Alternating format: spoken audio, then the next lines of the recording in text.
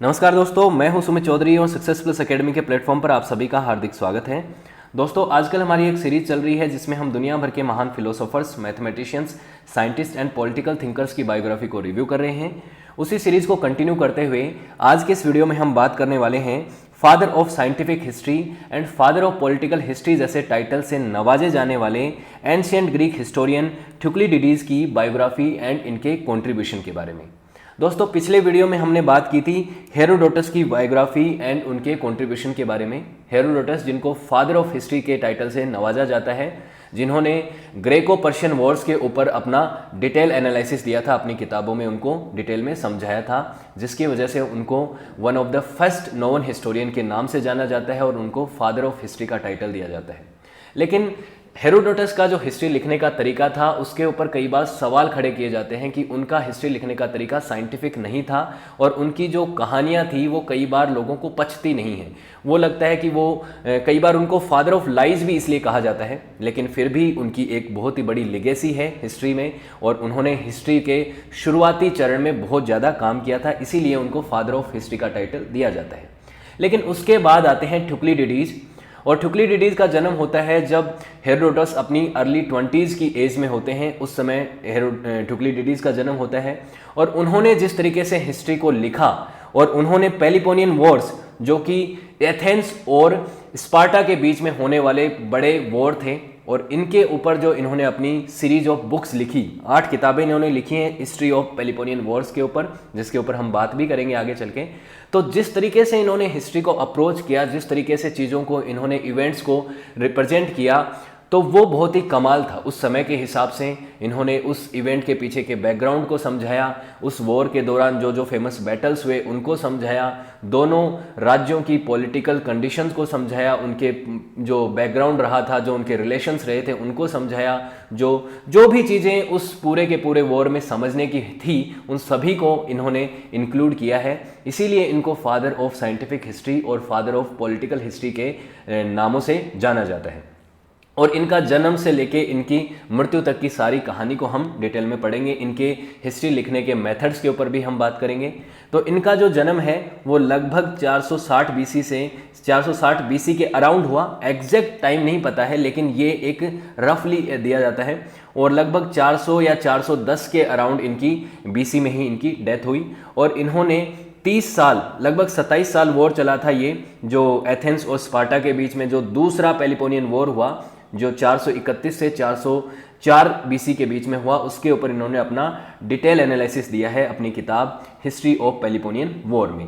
और ये एक बहुत ही गजब किताब है, जिस तरीके से इन्होंने एक्यूरेसी और चीज़ों को क्रोनोलॉजिकल ऑर्डर में समझाया है, तो इसीलिए इनको काफ़ी रिस्पेक्ट दी जाती है हिस्ट्री में। तो ये लीजेंड ग्रीक हिस्टोरियन हुए हैं हेरोडोटस और थ्यूक्लिडिडीज। और हेरोडोटस और थ्यूक्लिडिडीज वैसे कंटेम्प्रेरी थे। हेरोडोटस के कुछ लेसन्स भी थ्यूक्लिडिडीज ने लिए थे, उसके ऊपर भी हम बात करेंगे।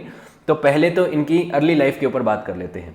तो ये था एंशिएंट जो ग्रीक अंपायर है, ये आपको दिख रहा है, ये छोटे छोटे काफ़ी सारे अंपायर थे। ये आपको इस जगह पे जो भी दिख रहे हैं ये सारे के सारे ग्रीक अंपायर थे। इसमें एक था स्पार्टा और एक है ये एथेंस। इन दोनों के बीच में जो वॉर हुए उनको पेलिपोनियन वॉर कहा जाता है, ठीक है। तो उसके इवेंट के बारे में ही इन्होंने अपनी डिटेल में चीज़ों को समझाया है। एथेनियन थे ये, एथेनियन मानी एथेंस के रहने वाले थे। वहाँ पे हेलिमा जो था एक सबर्न था, छोटा इलाका था, वहाँ पे इनका जन्म हुआ, लगभग 460 बीसी के अराउंड हुआ।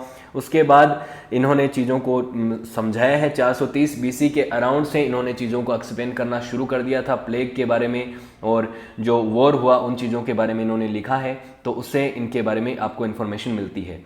हालांकि जो इनके कंटेम्प्रेरी लोग थे उन्होंने थ्यूक्लिडिडीज के बारे में ज़्यादा चीज़ें एक्सप्लेन नहीं करी हैं। हेरोडोटस के बारे में ज़्यादा बातें होती थी। हेरोडोटस उस समय बहुत ज़्यादा मशहूर थे अपनी कहानियों की वजह से। उनको बहुत टैलेंटेड पर्सन माना जाता था, क्योंकि वो चीज़ों को बहुत ही इस तरीके से समझाते थे। हिस्ट्री को एक मतलब ऐसी अप्रोच थी उनकी कि लोगों को बड़ा पसंद आता था, इसलिए हेरोडोटस की बात ज़्यादा होती थी। लेकिन बाद में जब जो मॉडर्न हिस्टोरियंस हैं वो हेरोडोटस की उतनी रिस्पेक्ट नहीं करते जितनी थ्यूक्लिडिडीज की करते हैं, क्योंकि हिस्ट्री लिखने का जो तरीका था, जो अप्रोच थी, उस वजह से। इनके पिता जो थे उनका नाम था ओरोलस, और ओरोलस जो थे वो एक अच्छे बैकग्राउंड से आते थे, और थेरेस वाला जो इलाका था नॉर्थ ईस्टर्न ग्रीस का, वहाँ से ये बिलोंग करते थे। इनकी खुद की गोल्ड माइंस थी, मतलब इनका एक अच्छा बैकग्राउंड था और इनके पॉलिटिकल कनेक्शंस भी अच्छे थे। और ये 750 बीसी के अराउंड जो ग्रीस था उसका मैप है, इसको जो आपको डार्क येलो कलर में दिख रहा है ना, ये है, ये एथेंस, स्पार्टा, ट्रॉय, ये सब नाम आपने सुने होंगे काफ़ी सारी हॉलीवुड मूवीज़ में भी, जो ग्रीक गॉड्स के ऊपर बनती हैं जो चीज़ें हैं। हमने भी पहले बात की है, काफ़ी सारे हम फिलोसोफर्स की बायोग्राफी को कवर कर चुके हैं, और ट्रॉय की जो कहानी है उसको भी हमने देखा था जब हम ग्रीक माइथोलॉजी को पढ़ रहे थे। तो ये वो उस समय का टाइम था, और उस समय यहाँ पे इस इलाके में जन्म होता है किसका, थुक्लिडिडीज का, जो कि आगे चल के एक बहुत ही महान इतिहासकार बनने वाले थे। उसके बाद देखिए, ये जब 10-12 साल की एज में होते हैं तो उस समय इनके जो पिता हैं वो अगोरा चले जाते हैं। अगोरा भी एथेंस का ही एक हिस्सा था, और उस समय इनको पता चलता है हेरोडोटस के बारे में। हेरोडोटस उस समय बहुत ही मशहूर हिस्टोरियन हो चुके थे, वो दुनिया भर घूम चुके थे। दुनिया भर यानी कि मैं पूरी दुनिया की बात नहीं कर रहा, लेकिन पूरा का पूरा ग्रीक अंपायर और उस समय जो पर्शियन अंपायर बहुत बड़ा हुआ करता था, वहाँ पे उन्होंने अपनी यात्राएं की थी, और वो जहाँ जहाँ जाते थे वहाँ से स्टोरी कलेक्ट करके लाते थे और अपने लोगों को एथेंस में आके सुनाते थे, और अलग अलग जहाँ भी जगह जाते थे वो चीज़ों को ऑब्जर्व करते थे, लिखते थे। तो ये वो बहुत मशहूर हो चुके थे। तो हेरोडोटस के बारे में सुना था, तो हेरोडोटस के लेसन लेने के लिए थुक्लिडिडीज भी पहुंचते हैं अपने पिता के साथ, और वो बड़े खुश हो जाते हैं, बड़े प्रभावित होते हैं हेरोडोटस के लेसन से, और उनको वो बहुत पसंद आता है कि वो भी हिस्ट्री के प्रति उनका जो रुझान है वो बढ़ जाता है। उसी दौरान हेरोडोटस भी इनको एनालिसिस करते हैं कि इनका जो इच्छा शक्ति है हिस्ट्री को जानने की, और जिस तरीके से वो खुश होते हैं हेरोडोटस से, वो बातचीत करते हैं उनसे, उनको भी लगता है कि इस लड़के का जो फ्यूचर है वो काफ़ी ब्राइट होने वाला है, बस इसको एक सपोर्ट चाहिए कि वो हिस्ट्री को लिख पाए, और उसको एक ऐसा इवेंट भी चाहिए। और दोनों ही चीज़ें हुई, और हेरोडोटस जो हैं उनके पिता ओरोलस को बताते हैं कि आप इनकी हिस्ट्री लिखने में जो इनका जो रुचि है, रुचि लिखने में तो नहीं लेकिन इस सब्जेक्ट को जानने में जो इनका जो इंटरेस्ट है उसको आप सपोर्ट करना, बेसिकली इन्होंने ये कहा। अब क्या होता है, क्योंकि आगे चल के ये दूसरा पेलिपोनियन वॉर शुरू होने वाला था, और थेरेशियन जो रीजन था यहाँ से इनके पिता आते थे, पॉलिटिकल कनेक्शन भी थे, तो इसीलिए इनके जो बेटे थे, जो मतलब ओरोलस के बेटे थे थुक्लिडिडीज, इनको भी यहाँ पे मिलिट्री जर्नल बना दिया गया, और स्ट्रेगोज बोलते थे इनको, तो मिलिट्री जर्नल बना दिया, और इनको भेज दिया गया कि थेरोसियन वाला जो इलाका है, जो थेरेस वर्ल्ड रीजन जो है, वहाँ पे इनको 424 बीसी में कमांडर बना के, जर्नल बना के भेज दिया वॉर में। लेकिन ये as a military leader, as a military general fail हो गए। फेल कब हुए, जब एक बेरेसियस नाम के एक स्पार्टन जनरल थे, उन्होंने इनके ऊपर अटैक कर दिया था, और ये अचानक से उस वॉर के दौरान एक जो रीजन था, जो एमीफोलियस जो रीजन था, उसको बचा नहीं पाए, उसको प्रोटेक्ट नहीं कर पाए। तो ये एक बड़ा सेटबैक था उस समय एथेंस के लिए। और ये पेलिपोनियन वॉर के बारे में हम आगे बात करेंगे तो आपको पता चलेगा वैसे भी कि स्पार्टा जीत जाता है इस लड़ाई में। तो इसके लिए इनको जिम्मेदार ठहराया जाता है कि ये जो ब्लंडर हुआ, ये जो सिटी इनके हाथ से चली गई एथेंस के हाथ से, और उसमें मिलिट्री जनरल थे यहाँ पे थुक्लिडिडीज, तो इनको यहाँ पे इसके लिए पनिश किया गया और इनको निकाल दिया गया, इनको एग्जाइल पे भेज दिया गया कि आपकी वजह से हम एक पूरा बड़ा इलाका, एक सिटी हार गए, तो आपको एग्जाइल पे भेज दिया गया। इनको एग्जाइल पे भेजा, और एग्जाइल जो है वो इनके लिए बहुत ही बेनिफिशियल रहा। बेनिफिशियल इसलिए रहा क्योंकि अब वो अपने उस सब्जेक्ट की तरफ जा सकते थे जिसमें उनको बहुत इंटरेस्ट था। वो तो क्या था, हिस्ट्री। अब ये हिस्ट्री को लिख सकते थे, अब ये पूरे इवेंट्स को समझ रहे थे, देख रहे थे, खुद एक मिलिट्री जर्नल भी थे, तो इनको वॉर की पूरी सिचुएशन पता थी।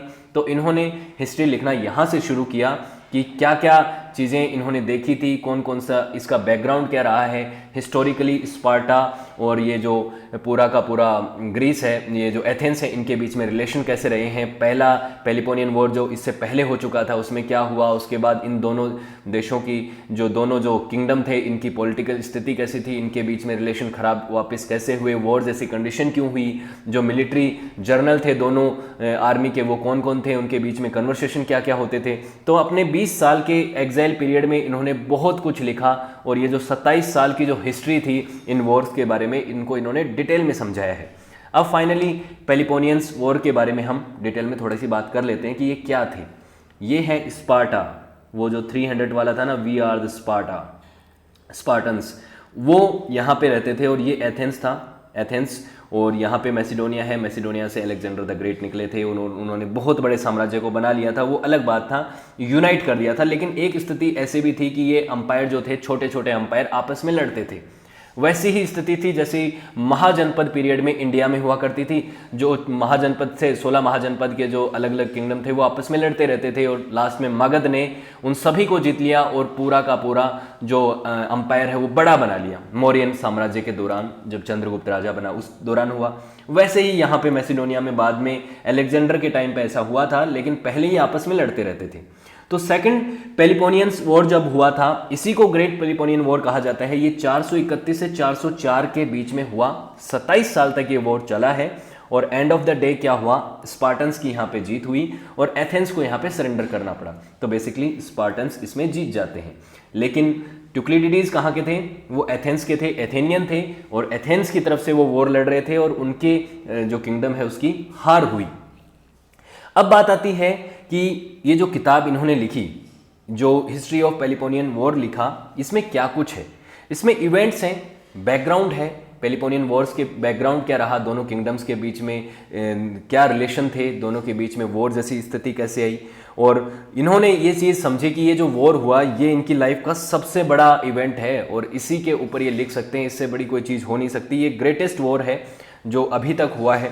इनको ये इस तरीके से समझते थे इस चीज़ को, इसीलिए इन्होंने इसके ऊपर डिटेल में पूरा का पूरा एनालिसिस लिखा है, दोनों किंगडम्स के ऊपर, उनकी पॉलिटिकल कंडीशन, वहाँ की सोसाइटी कैसी थी, वहाँ के जो वॉर मिलिट्री जनरल थे वो कौन कौन थे, क्या क्या स्थिति रही, वो सब चीज़ें इन्होंने इसमें अपने बुक में लिखा है और एकदम क्रोनोलॉजिकल ऑर्डर में लिखा है। ऐसा नहीं कि जैसे हेरोडोटस लिखते थे तो कई बार पता नहीं चलता कि कौन सा इवेंट पहले हुआ कौन सा बाद में हुआ, जो उनको इंटरेस्टिंग लगता था उसको वो पहले लिखते थे। कहानियाँ में उनकी ज़्यादा दिलचस्पी थी, चीज़ों को साइंटिफिक लिखने की बजाय, ये चीज़ थी। सॉरी। उसके बाद क्या होता है, अब ये है कि इस बुक में जो चीज़ें हैं, इसके टोटल 8 इसकी सीरीज में 8 किताबें इन्होंने लिखी और 8 बुक्स में इन्होंने पूरे के पूरे इवेंट को क्रोनोलॉजिकल ऑर्डर में लिखा है। शुरुआती बुक्स में इसके बैकग्राउंड को लिखा है, फिर वॉर के जो इवेंट्स हुए उनको लिखा है, बाद में क्या स्थिति रही वो लिखा है, इन सब चीज़ों को लिखा है। इवेंचुअली 27 साल बाद स्पार्टा इनको जीत जाता है। लेकिन ऐसा माना जाता है कि 404 जब स्पार्टा की जीत हुई और एथेंस हार गया, उस समय तक जीवित रहे नहीं थे ट्यूक्लिडिडीज। तो ऐसा माना जाता है लगभग 410 के अराउंड तक के जो इवेंट्स हुए थे इस वॉर में, वहीं तक इन्होंने इन चीज़ों को सम्मिलित कर पाए, उसके बाद इनकी डेथ हो जाती है। तो इसीलिए इसको पूरी तरह से फिनिश नहीं कर पाए। ये जो इनका जो ग्रेटेस्ट वर्क था, इनका जो मैग्ना ओपस था, इसको ये यहाँ पे कंप्लीट नहीं कर पाते हैं। एथेंस को हारते हुए नहीं देख पाते हैं, स्पार्टा को जीतते हुए नहीं देख पाते हैं। अब इम्पोर्टेंट बात क्या है, वो है ट्यूक्लिडिडीज का जो हिस्ट्री लिखने का मेथड है, वो है इम्पोर्टेंट बात। देखिए दोस्तों, कोई भी जब इवेंट होता है, यहाँ पे वॉर की बात चल रही है तो वॉर पे बात करते हैं, तो मान लो इस पे कोई अगर हिस्टोरियन हिस्ट्री लिखेगा तो इसके पहलू होते हैं, कुछ हिस्ट्री के पहलू बड़े इंपॉर्टेंट हैं। कोई हिस्टोरियन है, मान लो इसकी दो साइड हैं ही, एक तरफ स्पार्टा है, दूसरी तरफ यहाँ पे आपको एथेंस दिख रहा है। तो हिस्टोरियंस, अलग अलग तरीके के हिस्टोरियंस आपको दिखेंगे। यहाँ पे एक वो लोग होंगे जो इसकी तरफ झुके होंगे, एक साइड की तरफ झुके होंगे। जैसे कि हमने हेरोडोटस की हिस्ट्री को पढ़ा था तो हमें एक बात पता चलती है कि वो ग्रीस से थे, तो उनका झुकाव जो है वो बायस था, वो ग्रीस को ज़्यादा सपोर्ट करते थे। उनकी हिस्ट्री जो है लिखने का तरीका है वो अनबायस नहीं है, वो पूरी तरीके से पर्शियन अंपायर को एक इविल अंपायर की तरह रिप्रेजेंट करते हैं। वो उनकी स्थिति को नहीं समझना चाहते, वो ऐसा देखते हैं कि ये स्पार्टा के ऊपर अटैक कर रहे हैं और ये गलत लोग हैं, वो उस तरीके से देखते हैं। कोई ऐसा हो सकता है जो दूसरी वाला जो है, एक तरफ मान लो स्पार्टा को सपोर्ट करने वाला हो गया हिस्टोरियन, दूसरी तरफ यहाँ पे एथेंस को सपोर्ट करने वाला हो गया। लेकिन एक हिस्टोरियन, सच्चा हिस्टोरियन वो है जो कि चीज़ों को अनबायस्ड तरीके से देखे और वो किसी का पक्ष ना ले। ऐसा करना बड़ा मुश्किल रहता है, और लेकिन फिर भी काफ़ी हद तक ट्यूक्लिडिडीज ये काम करने में सफल रहे और उन्होंने चीज़ों को ऑब्जर्व किया, अनबायस्ड तरीके से लिखने की कोशिश करी। और यहाँ पे अंतर देखने को मिल जाता है हेरोडोटस और ट्यूक्लिडिडीज में। हालांकि अर्ली टाइम में ट्यूक्लिडिडीज ने भी हेरोडोटस के लेसन्स लिए थे, लेकिन बाद में जब इन्होंने हिस्ट्री को लिखा, बाद में चीज़ों को समझा, तो ये खुद भी हेरोडोटस को क्रिटिसाइज करते थे उनके मेथड्स को लेकर, उनकी जो तरीका था हिस्ट्री लिखने का जिसमें वो स्टोरीज़ को बताते थे जो कई बार ऐसी होती थी कि गले नहीं उतरती थी, लगता था कि ये कहानियाँ हैं और ये सच में ऐसा कोई इवेंट हुआ होगा या नहीं हुआ होगा। वो चीज़ें जो थी वो लोगों को लुभाने के लिए तो ठीक थी कहानियों के लिए, लेकिन हिस्ट्री के पॉइंट ऑफ व्यू से देखा जाए तो वो साइंटिफिक तरीका नहीं था हिस्ट्री लिखने का। लेकिन हेरोडोटस ने ये ट्यूक्लिडिडीज ने इस चीज़ को करके दिखाया। उनकी जो चीज़ें थी वो स्टोरी उनमें भी होती थी लेकिन उसमें ट्रू जो इवेंट्स थे वो ज़्यादा होते थे। हेरोडोटस को स्टोरीज पसंद थी और वो स्टोरी जो बताते थे वो सारी की सारी सही नहीं होती थी, क्योंकि वो चीज़ों को जाके लोगों से सुनते थे, उनसे पूछते थे, वो लोग उनको जो बताते थे उनको वो सही मान लेते थे। उनके जो चीज़ें हुआ करती थी, उनके जो सोर्सेज थे वो कई बार रिलायबल नहीं लगते हैं। लेकिन ट्यूक्लिडिडीज के जो सोर्सेज हैं वो भी काफ़ी रिलायबल हैं और चीज़ों को उन्होंने इंटरेस्टिंग बनाने की बजाय फैक्चुअल रखने की ज़्यादा कोशिश करी है। इसीलिए इनको फादर ऑफ साइंटिफिक हिस्ट्री कहा जाता है और साइंटिफिक हिस्टोरियन के तौर पे इनको देखा जाता है। और इसीलिए, और उसके बाद इम्पार्शियल थे, एक्यूरेट थे, चीज़ों को क्रोनोलॉजिकल ऑर्डर से लिखते थे। इसीलिए ये महत्वपूर्ण है कि इनका हिस्ट्री को आप जब पढ़ते हैं तो आपको ज़्यादा सेंसिबल तरीके से चीज़ें समझ में आती हैं कि इस वॉर में क्या रहा होगा। लेकिन आप ग्रेको पर्शियन वॉर के बारे में जब पढ़ते हैं, जैसे आपने 300 मूवी को देखा होगा इन केस, तो उसमें आपको देखने को मिलता है कि पूरी की तरह स्पार्टन्स को सपोर्ट किया जाता है, वो उनकी बहादुरी के लिए सपोर्ट किया जाता है, वो एक अलग बात है। लेकिन दूसरी तरफ पर्शियंस को एक तरह से पूरी तरीके से एक तरह से इविल पेंट कर दिया जाता है। ऐसे दिखाया जाता है कि वो पर्शियन जो है वो तो पूरी तरह से इविल हैं, डेविल हैं और वो लोग एक तरीके से इंसान ही नहीं है, ऐसा दिखाया जाता है। तो वो हेरोडोटस की जो हिस्ट्री लिखने का तरीका है उससे वो प्रभावित मूवी है, ये बात है। तो इनका जो तरीका है वो काफ़ी इम्पार्शियल है, अनबाइस्ड है और चीज़ों को इन्होंने इस तरीके से लिखा है। साथ ही साथ इन्होंने स्टेटमेंट्स को लिखा है, जैसे मिलिट्री लीडर्स के बीच में जो कन्वर्सेशन होते थे उनको इन्होंने समझाया है। दोनों अपोजिट मिलिट्री जनरल्स थे, वो आपस में क्या बातें करते थे, अपनी मिलिट्री कैंप्स में वो क्या बातें करते थे, किस तरह से प्लान करते थे चीज़ों को। और ये खुद एक मिलिट्री लीडर रहे थे तो इनको चीज़ों को, वॉर को समझने में इनको ज़्यादा आसानी होती थी। हेरोडोटस कभी एक मिलिट्री में रहे नहीं, तो वो इवेंट्स को जब लिखते थे तो उनकी वो कमजोरी नज़र आती थी उसमें। उसके बाद एक ये भी चीज़ देखने को मिलता है कि हेरोडोटस काफ़ी गॉड्स वगैरह की, माइथोलॉजी की बातें करते थे अपनी हिस्ट्री में, लेकिन यहाँ पे ट्यूक्लिडिडीज इन चीज़ों के लिए अपनी हिस्टोरिकल बुक्स में स्पेस नहीं रखते थे और वो खुद एक एक्सपीरियंस मिलिट्री मैन थे और चीज़ों को उस तरह से एक्सप्लेन करते थे जैसा कि उनको समझाना चाहिए। ये चीज़ें हैं, अनबाइस्ड थे ही जितना वो हो सकते थे। सिग्निफिकेंट इवेंट्स को उन्होंने समझाया कि मेजर बैटल्स कौन कौन से हुए, कन्वर्सेशंस क्या क्या हुए, एग्रीमेंट्स क्या हुए, टेम्परेरी अलायंस जो वॉर के दौरान बनती हैं, कभी कोई किसी का पक्ष ले लेता है, कभी किसी का विरोधी बन जाता है, तो इन चीज़ों के ऊपर भी बात करी है। चीज़ों को एकदम क्रोनोलॉजिकल तरीके से वो रखे हैं उन्होंने चीज़ों को कि कौन सी चीज़ कब हुई, उसी ऑर्डर में उनको रखा है। ये चीज़ें हैं। साथ ही साथ अगर आप उसके कंटेम्प्रेरी अगर दूसरी चीज़ों को अब आप ऑब्जर्व करते हैं, उस समय के जो रिकॉर्डेड स्टोन्स हैं, जो शिलालेख, अभिलेख, जो भी चीज़ें वहाँ पे मिलती हैं, तो आपको कई बार अश्योरेंस मिलती है, लगता है कि हाँ जो ट्यूक्लिडिडीज ने लिखा वैसा हुआ था यहाँ पे, वो चीज़ें हैं। और ये जो चीज़ें उन्होंने लिखी हैं वॉरिंग साइड्स के दोनों तरफ के प्रिंसिपल लीडर्स को, उससे ये नहीं लगता कि ये अपने किसी नैरेटिव को यहाँ पे सेट करना चाहते हैं। वहाँ पे ये दिखता है कि दोनों के अलग अलग क्या नैरेटिव्स हैं, दोनों मिलिट्री लीडर्स किस तरह से बातचीत करते हैं। तो ये एक इंपॉर्टेंट बात है। इसीलिए ट्यूक्लिडिडीज की जो लेगेसी है वो बहुत महत्वपूर्ण है। महत्वपूर्ण तो हेरोडोटस की भी है, क्योंकि उन्होंने लिखना शुरू किया हिस्ट्री को एक तरीका दिखाया कि हम इन चीज़ों को भी कलेक्टिवली हमें इकट्ठा रखना चाहिए, हमारे पास्ट को भी हमें प्रिजर्व करके रखना चाहिए। वो एक अलग बात है। लेकिन यहाँ पे ट्यूक्लिडिडीज को one of the greatest historian of the old time माना जाता है। आज के मॉडर्न हिस्टोरियंस भी इनकी काफ़ी रिस्पेक्ट करते हैं इसलिए। लेकिन उस समय इनकी इतनी रिस्पेक्ट नहीं थी जिस टाइम पे ये पैदा हुए। जैसे कि एरिस्टोटल हैं, एरिस्टोटल कभी हिस्टोरियन नहीं रहे, लेकिन एरिस्टोटल एक बहुत महान व्यक्ति थे। आप जानते हैं उनको फादर ऑफ फिलोसॉफी कहा जाता है, फादर ऑफ बायोलॉजी कहा जाता है, फादर ऑफ पॉलिटिकल साइंस कहा जाता है। इनकी बायोग्राफी में ऑलरेडी कवर कर चुका हूँ। तो ये बहुत ग्रेट व्यक्ति थे, लेकिन इन्होंने कभी भी ट्यूक्लिडिडीज के बारे में कुछ भी मेंशन किया नहीं है अपनी राइटिंग्स में कहीं भी।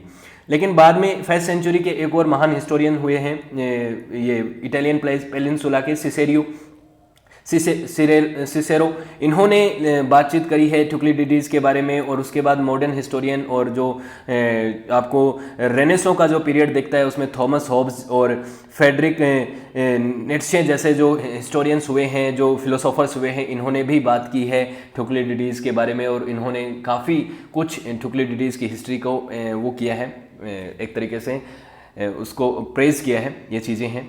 अब इतना कुछ किया इन्होंने, 460 के अराउंड इनका जन्म हुआ था और उसके बाद मिलिट्री सर्विस दी, हिस्ट्री में इतना सारा काम किया। माना जाता है कि 411 और 410 BCE के अराउंड यहाँ पे किसी वोलेंस के दौरान इनकी उस वोलेंस में इनकी डेथ हो जाती है। और जो 404 में एथेंस ने फाइनल सरेंडर किया वो चीज़ ये लिख नहीं पाए, लेकिन काफ़ी कुछ डिटेल इन्होंने ऑलरेडी यहाँ पे मेंशन कर दी थी। और इन्हीं की वजह से आज जो पेलिपोनियन वॉर और उनका जो एरा था, उस समय ग्रीक एम्पायर जिस तरीके का था, उसके बारे में हमें डिटेल में इंफॉर्मेशन मिलती है। तो होपफुली आपको थुक्लिडिडीज़ के बारे में एक डिटेल इन्फॉर्मेशन मिली होगी, वीडियो आपके लिए हेल्पफुल रहा होगा। अगर आपको वीडियो अच्छा लगा तो आप वीडियो को लाइक शेयर कर सकते हैं और आने वाली वीडियोज़ को देखने के लिए चैनल को सब्सक्राइब भी कर सकते हैं। So thank you so much for watching this video. Have a good day, see you next class.